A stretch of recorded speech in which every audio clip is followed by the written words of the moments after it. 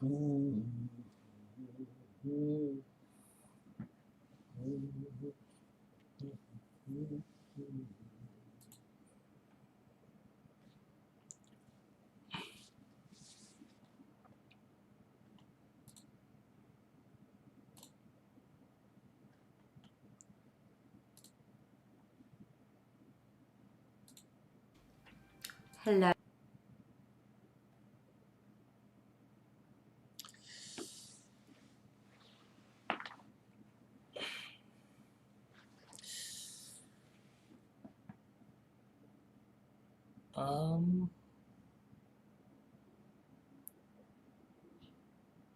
Jesus, a lot of tabs.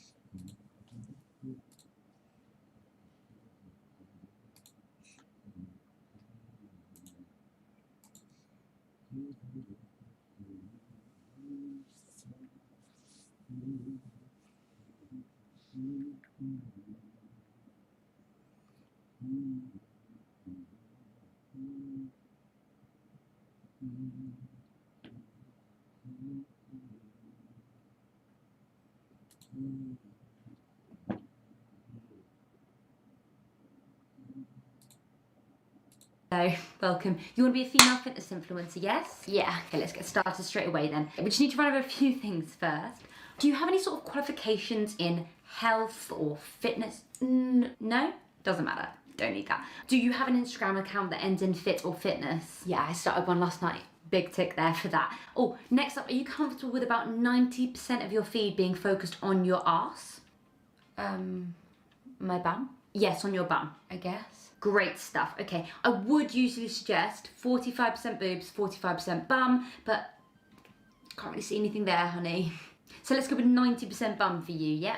Oh, finally, are you addicted to pre-workout? I haven't tried pre-workout. You haven't tried it? Okay, so you're gonna have to start pretending that you are. I definitely recommend starting first of all with dry scooping, choke on it, and then laugh about it on your Instagram story. Oh, okay. Here you go, honey, just take that. Okay, great stuff. I think that's us done here. Thanks. Here are your leggings, your booty bands, oh, and your Gymshark contract.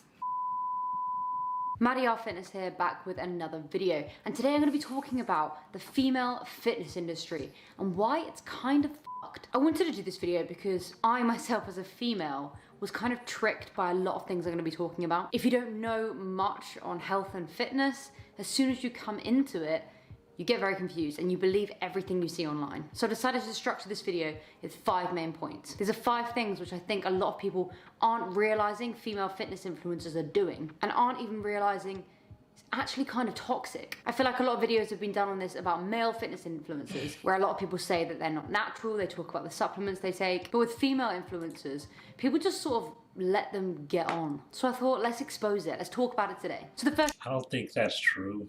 I think there's plenty of videos on not so much the fitness influencers that are female, but influencers that are female that are fake as shit. First thing I want to talk about is the fact that all of these women have an incredibly low body fat percentage. I myself follow a lot of women on Instagram who have wanted to have a similar body to them. I wanted to look like them. So I look at their workout programs, I look at the diet that they promote. But realistically, these women have an incredibly low body fat percentage. So I looked into this more, and the average woman has between 20 and 30% body fat percentage, which is a lot higher than I thought it'd be. However, I looked into this a little bit more, and it was quite clear that 20 to 30% actually isn't that high. With men, it's more so, but with women, 20 to 30% doesn't look overweight. But the women that we're following on Instagram, these fitness influencers, have like 15% body fat and promote that their lifestyle's really easy and that their body was quite easy to obtain. To put this into context, this is J-Lo. And in this picture, she has between 15 and 17% body fat. We can't all be J-Lo. And if we do want to be— I don't know how she knows that. I'm not even gonna question it. But I went to a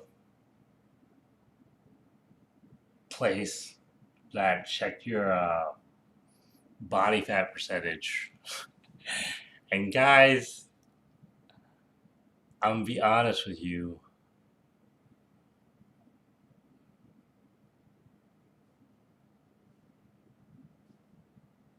All I'm gonna say is everybody in my family is so skinny.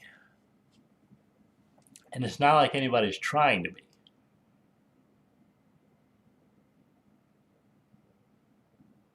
Now, I'm just going to talk about me specifically.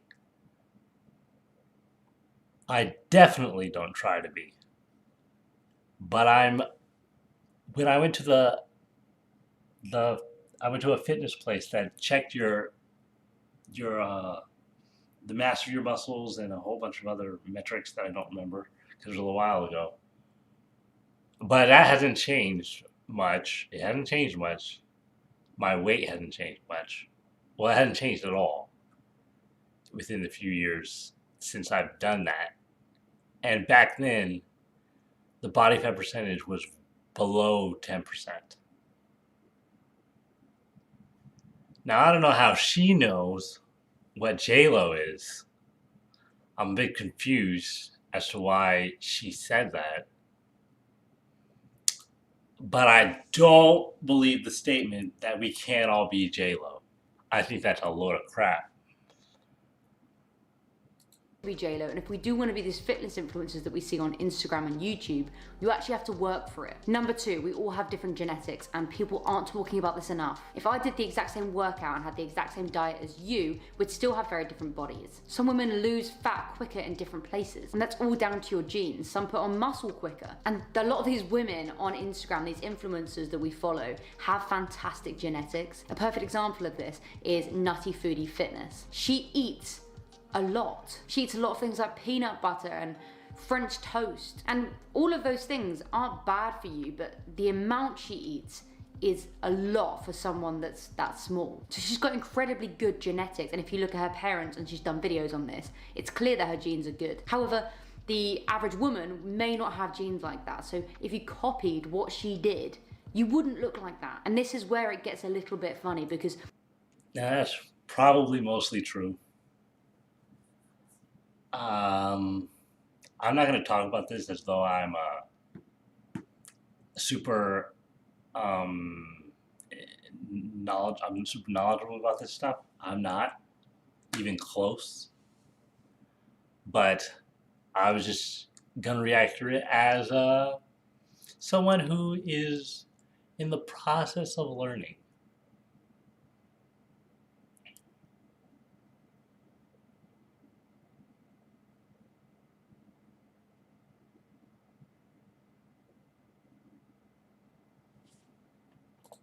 These influencers are promoting their lifestyle and saying that it's normal and that they're getting these bodies because of it, and it's not always true. Number three, these healthy lifestyles they have often aren't healthy. If you look at a lot of fitness influencers, so many have openly said that they've had eating disorders in the past. Lucy Davis Fit, Anna Archer Fitness, Linda Sun, they've all openly spoken about eating disorders. So what are your bets that a lot of fitness influencers don't even talk about the fact that they have one? They want to be relatable. They want people to watch their videos and think, oh, I could do that, because then you're more likely to buy their products. I noticed this recently in a Chloe Ting video. She did a what I eat in a day, and the food that she was eating was quite substantial. They were very big plates. It was healthy food, but it was a lot of food. And you actually never saw her finish a meal. She would cut and say that she was going to finish it off camera. I'm gonna eat the shrimps off camera because there's no way I can do this nicely in front of camera. Or it would just go to the next clip. And for me, I'm not saying that she's got an eating disorder and she's necessarily not eating that food that she filmed, or that she's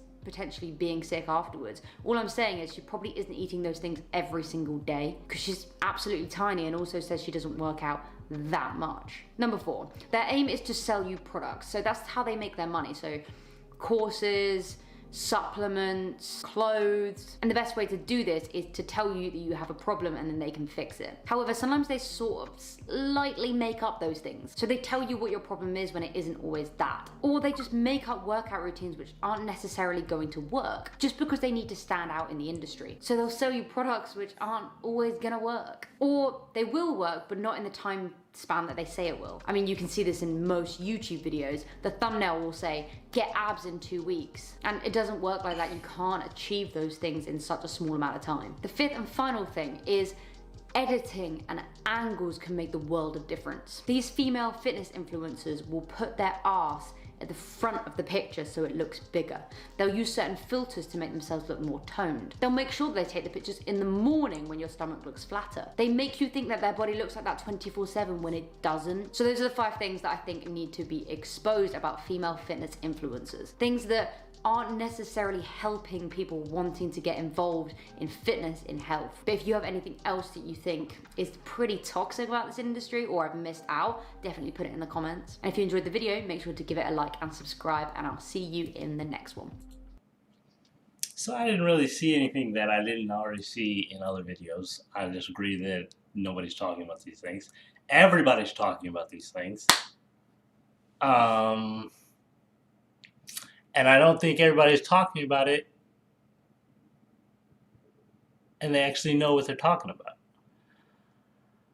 I regularly hear that people say, like I said, I'm not knowledgeable about these things, not super knowledgeable about these things.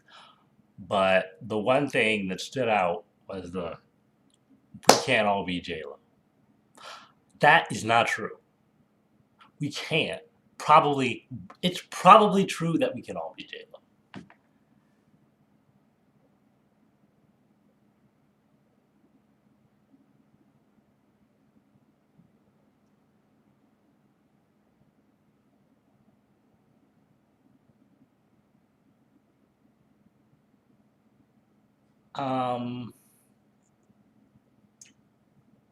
You know, I don't think that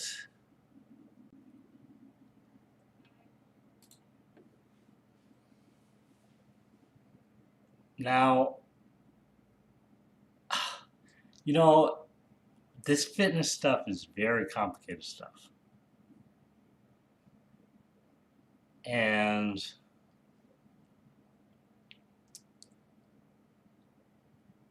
there's so many people out there saying that they know, including her and myself.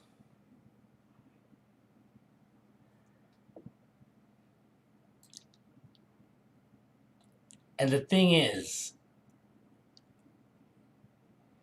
we find out every single day, not every day, we find out that there's things that we thought were true that just aren't the case.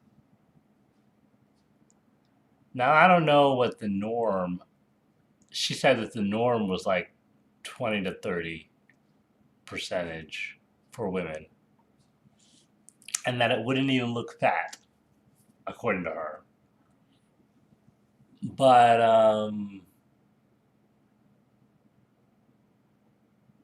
I don't think, first of all, the norm is not the thing you want to use for whether it's a good idea to have or not, whether it's normal. You don't want that. You want to know whether or not it's the best. You want to know whether or not it's objectively the best for you. That's what you want to know. And so I just don't like the statement, we can't all be J-Lo. I don't like it.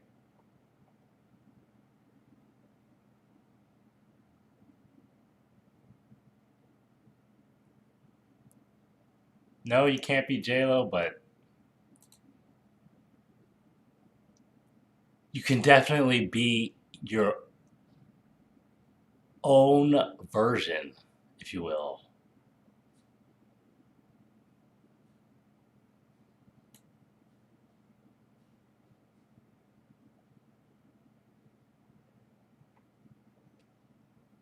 I actually discovered this person through Greg.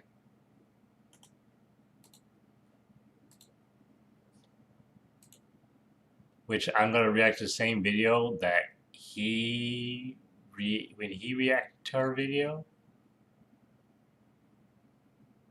If I can find it.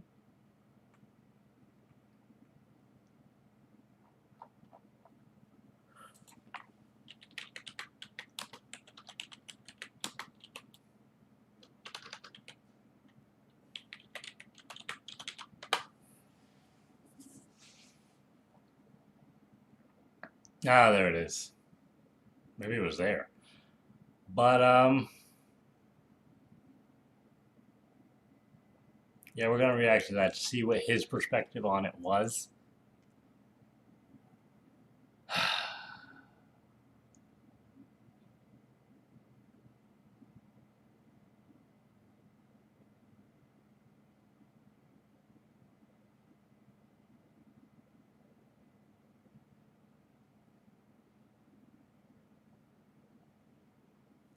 I still don't know how she knows what J-Lo's The same body thing is fat happening to percentage men, is. but women not being called out as much.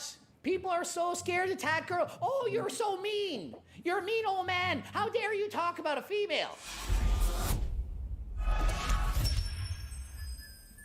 Coach Greg, today we're going to be going over 5 main reasons why you can't trust female fitness influencers. And it's not Coach Greg saying it, it's Maddie R Fitness. I watched the video, it was hilarious, hysterical, and I want to point out that in fact a lot of this is true. And of course, it's not all female fitness influencers, but it's certainly a large portion of them.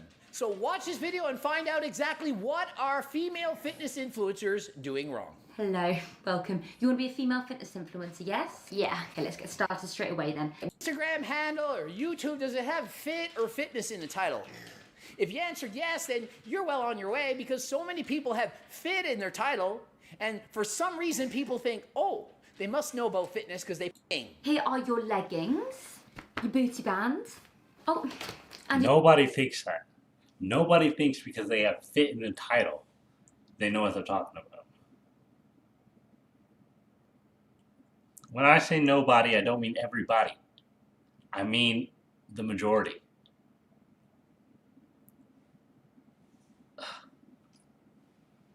a Gymshark contract. And of course, half the workouts are going to have some kind of booty No offense, but I didn't think that all that was that funny.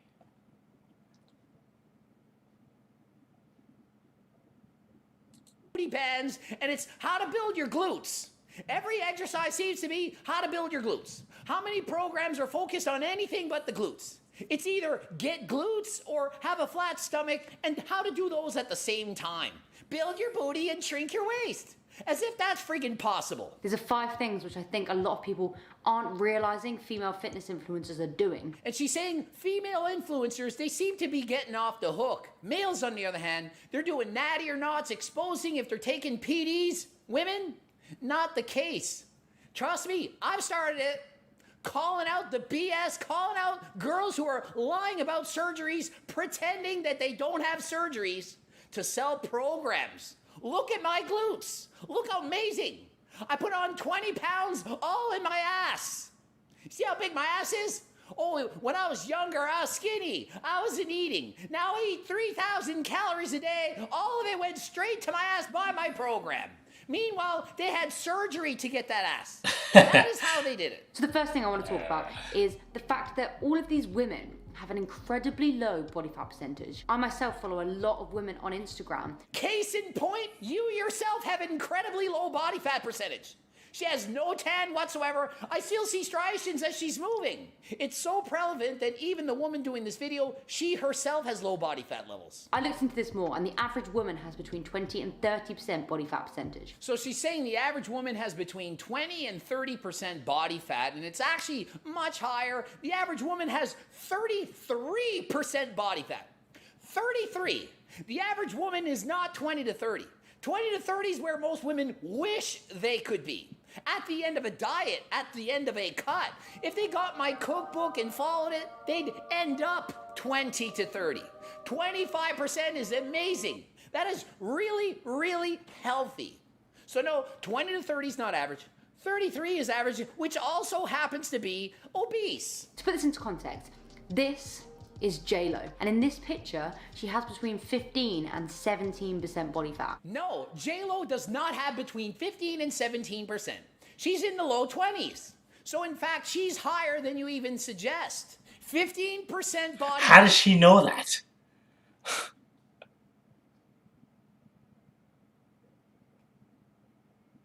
I gotta know how they know. fat is a competitive bikini model. Competitive. Dieted down on a stage with crazy ripped abs shredded. 15% is not healthy for a female. Most will. I know something else. There was a YouTuber, fitness YouTuber, who said that it's not healthy. It cannot be healthy for you to be below 10% as a dude. And I was like, so what, am I not healthy? Bro? And you can't believe what these guys are saying, bro. You cannot. Because I would not say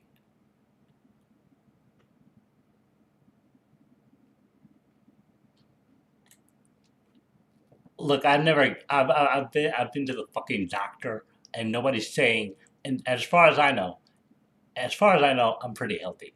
Okay. Right now, I'm pretty good. Okay. I'm good. I got no issues. And one of the things he mentioned was, I'm not even going to talk about what he mentioned, but I'm sure you can guess what he said would be an issue. And trust me, it's not an issue. So don't even believe what this guy is saying about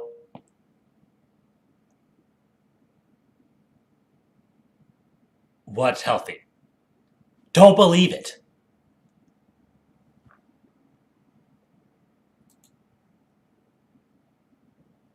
I don't care what the fucking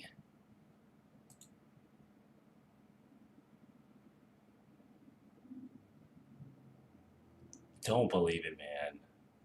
You gotta figure out a way to do all of this to apply information to your specific situation, because which is something that the girl mentioned, Maddie. But that's what you have to do, because if you were to listen to this guy, and take everything he just said into account, then you would be worried about being below 10 when you have no issues. Will not have their period at 15%.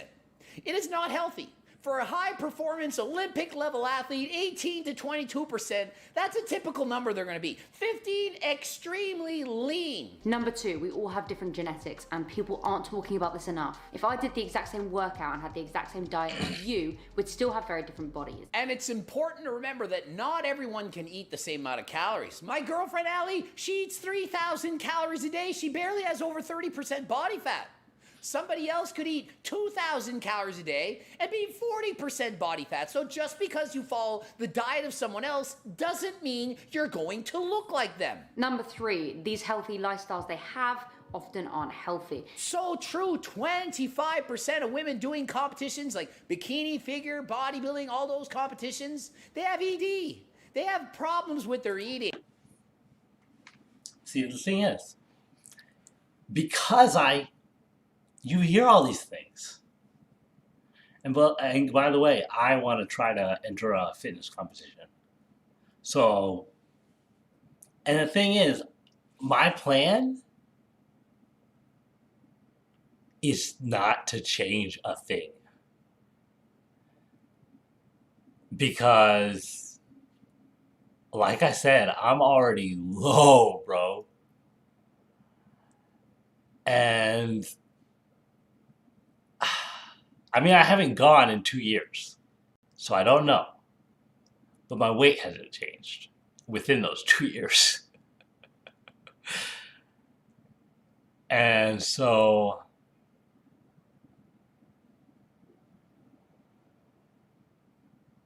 when I do this thing, I'm just going to be me, bro. I'm not going to hire anyone for my diet. I'm not going to hire anyone for my workouts or anything like that. I'm just going to try it and see what I can do. And you can look at, and we can see, and the results will show themselves. But,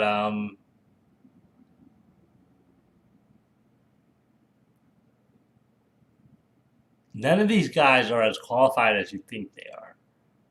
Because I would say they're not, because you have to be, I don't think this is something you can do alone. And I don't think it's something you can do without being heavy into the sciences. Which I doubt any of these guys are. They might read a few studies here and there, but they did not train, they did not study medicine in the way that you need to know. They did not study being a dietitian in the way that you need to know. I doubt that. Highly doubt that.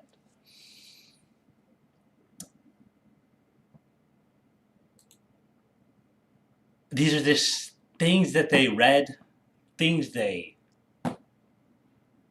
assumed.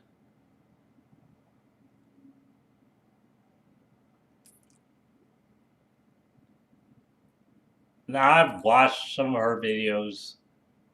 I like some of the videos. I'm even subscribed because I like some of the videos. But you gotta understand that. Oh, and by the way, I'm not on roids. And I like to believe that I don't look like that when I'm on roids.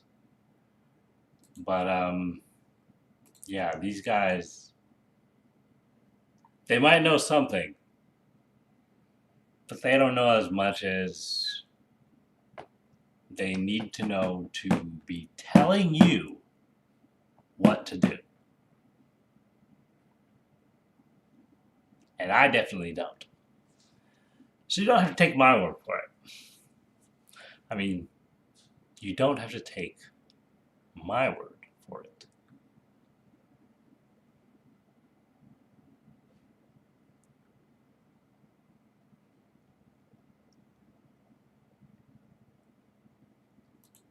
Customers in 131 countries, nearly 500 members of staff, and athletes in basically every country. Gymshark have smashed it since 2012. Ben Francis founded Gymshark in 2012 and since then has grown it into an empire. The issue is, with all of this success comes a lot of pressure. These guys have a huge social media following and have to stay relevant. And they've also got Gymshark Athletes, who are basically ambassadors, who also have to represent their brand. But all of these influencers have their own voice, so that's proven to be quite difficult. In this video, I'm going to be talking about what Gymshark has kind of messed up. A few key things that they've done over the past few years, which have led to a lot of media outlets ripping them apart, but also creating a bit of a name for themselves. Do proper athletes, bodybuilders, powerlifters take them seriously. Well, the first thing I want to talk about is the Gymshark athletes themselves. So these guys are representing Gymshark. They're the ones that are meant to represent what it's like going to the gym, how to feel good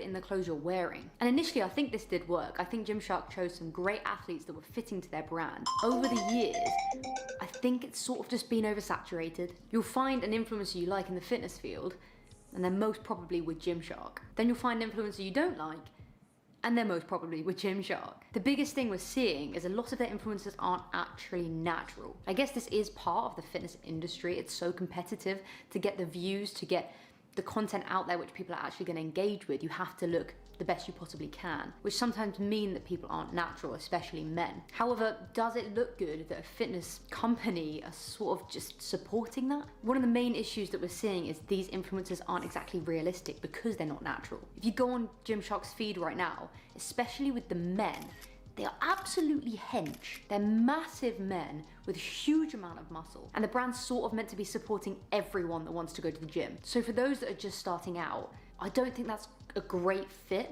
However, they're trying to be more body positive, and this has actually caused more of a backlash. They recently posted this picture and it went viral. All of their body positivity stuff mainly goes viral with the women. They did do some things for men, which I'll put here, didn't do as well. This picture blew up. And the reason for that is because they're supporting all body types. Great, they're doing exactly what I just said. They're trying to help people that haven't been to the gym yet. However, is it real?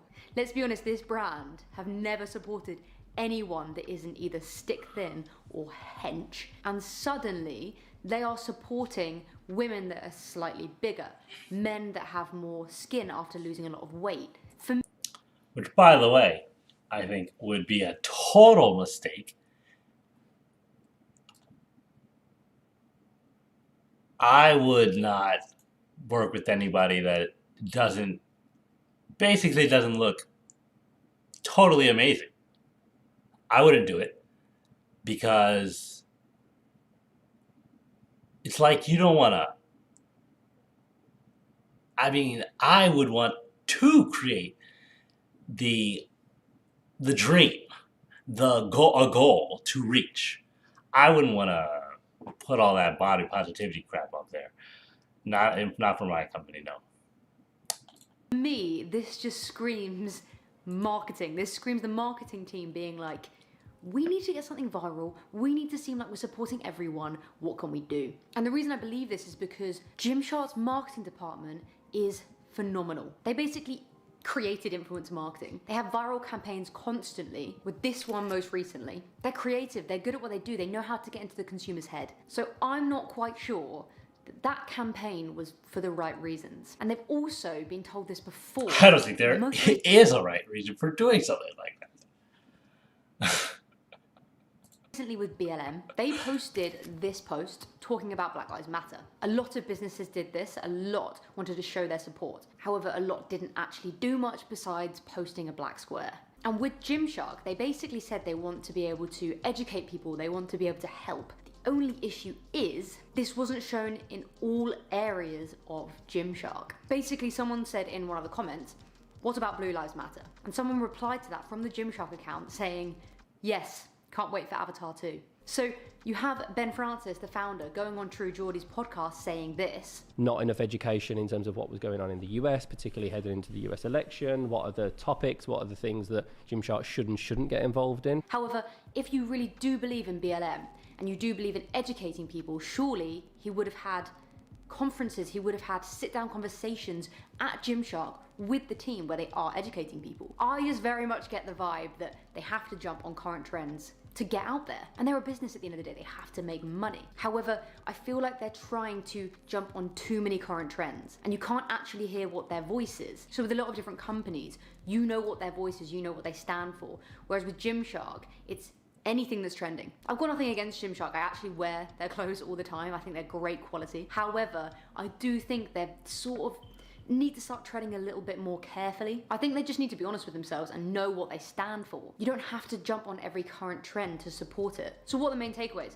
In my opinion, I think Gymshark need to be more careful with the athletes they choose. Instead of going for quantity, go for quality. However, they probably are making more sales by having quantity, but long term, is it going to be good for the brand? I'm not sure. I also think they need to be more careful with their content. If they genuinely believe that they should have more plus size models, then they actually should have more plus size athletes. Same as BLM, they should have more black athletes. We're not seeing much correlation between the things that they're jumping on board with, the current. I don't know why you would have a plus size athlete, because there are none. There probably are some. I want to try to make the point that there are no good ones. If you look at basketball, there's no fat people running around. If you look at football, there's technically not fat people running around, but that's debatable because of reasons. If you look at swimming, if you go to the Olympic swimming channel, there's no fat people swimming through there because they're opposites. So why the flip would you have a plus size athlete for your brand? It doesn't make any sense.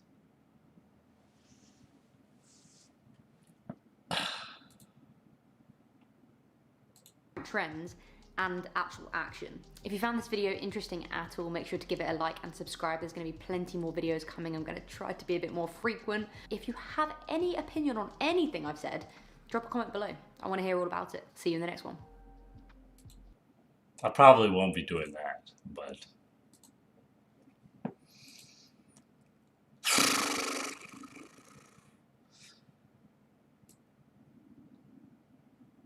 I was reading Body by Science, and I'm still reading it.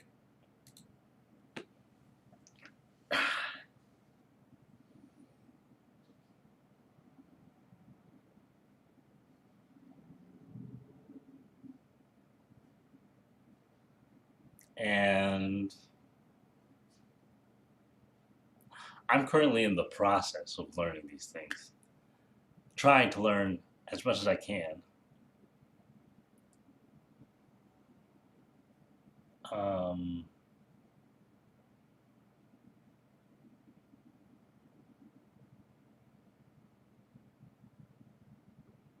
But I think the way you think about things will affect how you react to the things you learn.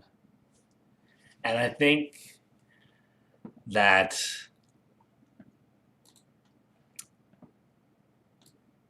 a lot of influencers who seem like they know what they're talking about have been influenced by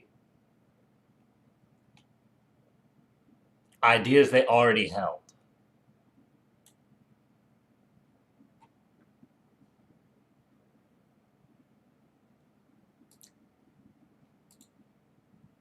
To be true.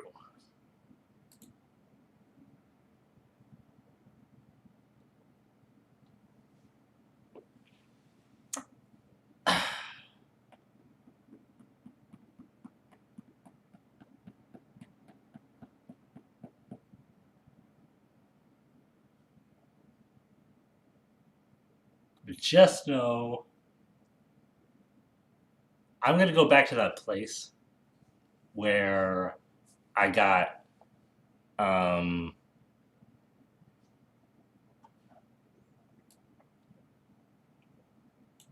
forget what it was called.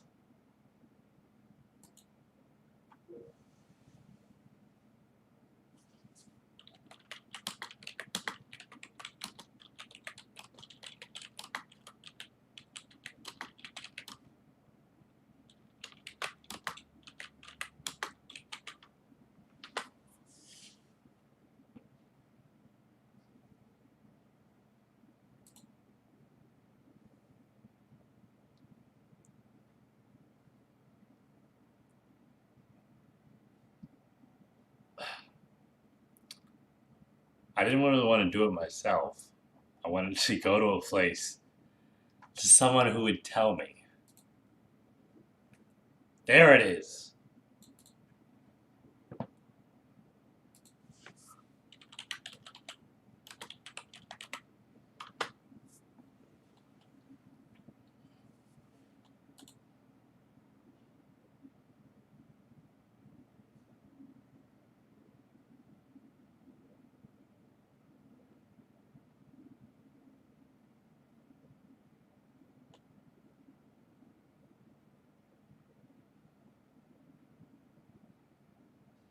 Uh,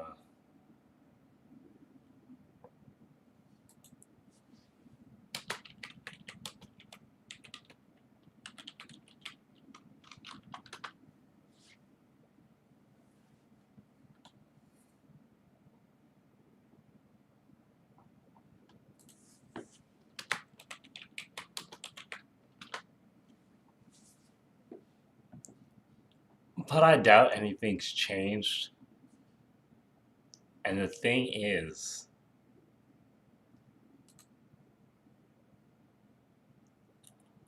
I'm not doubting that some people have to go through extreme diets to prepare for competition and all that to get themselves to a certain body fat percentage.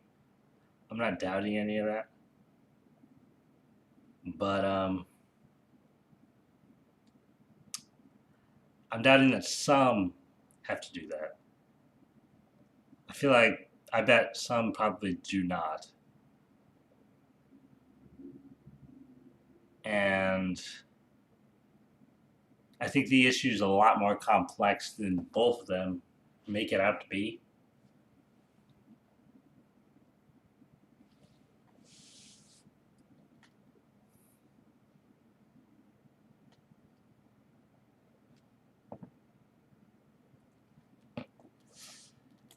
Yeah.